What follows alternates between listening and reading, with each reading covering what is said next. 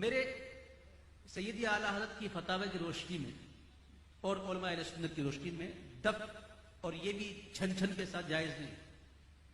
اور میں ایک بالکل پکی بات کر رہا ہوں آپ کے سب کے سامنے کہ آئندہ کبھی کسی کوئی بھی ہو سن لیجئے آپ سن لیجئے میری بات کو. آپ کے متعلق تو بڑی باتیں آئی ہیں اور بھی آپ نے میرے اعلیٰ کی شان میں گستاخی کی ہے مدینہ شریف کے اندر مجھے پتہ ہے. آپ سن لیجئے آئندہ جس کو بھی دف والے کو ساتھ بلانا ہو تو مجھے نہ بلائے. پہلے آپ کو وہ حدیث پاک سنا دیں. ممکن ہے بہت سو کا عقدہ حل ہو جائے, ذہنوں کی الجھن حل ہو جائے اور کئیوں کی ضرورت علمی پوری ہو جائے. نوٹ کر لیں, صحیح بخاری کی حدیث ہے. کون سی؟ صحیح بخاری. حدیث صحیح ہے اور بخاری شریف کی کتاب العیدین.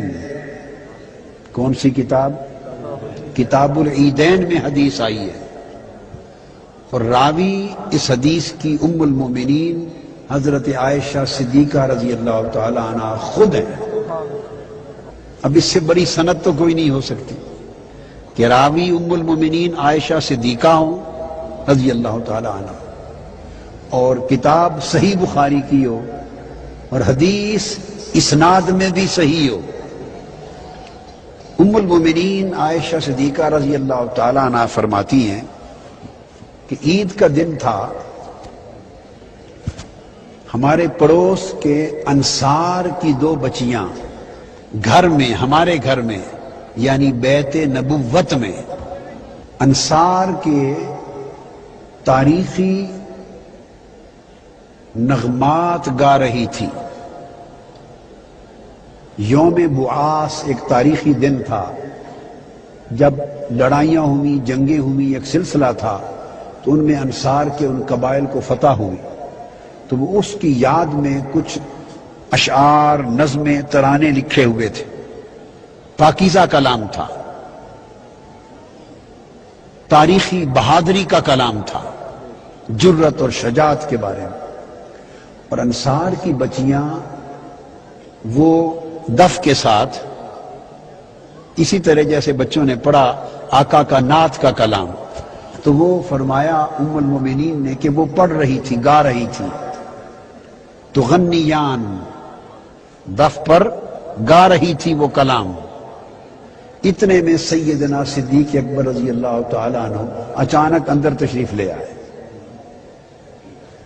آقا علیہ السلام بھی خود گھر میں موجود تھے اور سن رہے تھے. ایک کونے میں جب سیدنا صدیق اکبر رضی اللہ تعالیٰ عنہ اچانک داخل ہوئے تو غالباً ان کی نگاہ آقا علیہ السلام کی موجودگی پر نہیں پڑی. داخل ہوتے ہی انہوں نے بچیوں کو دیکھا کہ دف پر وہ پڑھ رہی ہیں, گا رہی ہیں, تو دیکھتے ہی ان کے چہرے اقدس کا رنگ کچھ متغیر ہوا اور سیدنا صدیق اکبر کے چہرے پر کچھ ناپسندیدگی کا اور رنج کا کچھ اثر ظاہر ہوا.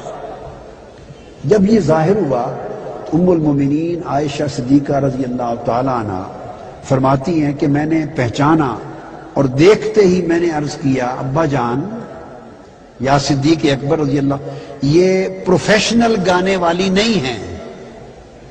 میں نے عرض کیا یہ پیشہ ور گانے والی نہیں ہیں, انصار کی بچیاں ہیں اور یوم بعاث کے نغمے جنگ کی یاد میں گا رہی ہیں. آپ نے یہ بات سن کر جواب دیا کہ یہ دف, یہ آلات, سخت لفظ بولا, سخت, اور یہ رسول اللہ کے گھر میں. سیدنا ابو بکر صدیق نے کہا یہ دف اور یہ آلات رسول اللہ کے گھر میں بجائے جا رہے ہیں, مزامیر.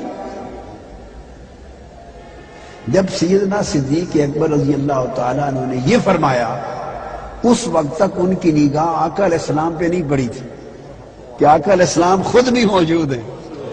اگر پڑ جاتی تو وہ کبھی بھی یہ جملہ نہ بولتے کہ آقا علیہ السلام موجود ہیں, تو خاموش رہتے, پاس ادب ہوتا, یا آقا علیہ السلام ہی سے دریافت کرتے.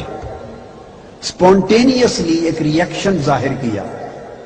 جب آقا علیہ السلام نے ابو بکر صدیق رضی اللہ تعالیٰ عنہ کو دیکھا اور ان کا یہ جملہ سنا تو جہاں تشریف فرما تھے بول اٹھے. آقا نے فرمایا یا ابا بکر لکل قوم عید وہذا عیدنا. فرمایا ابو بکر انہیں کچھ نہ کہو، انہیں کچھ نہ کہو، ہر قوم کی ایک عید ہوتی ہے، ہر قوم کی ایک عید ہوتی ہے، خوشی کا دن ہوتا ہے، آج ہمارا عید کا دن ہے.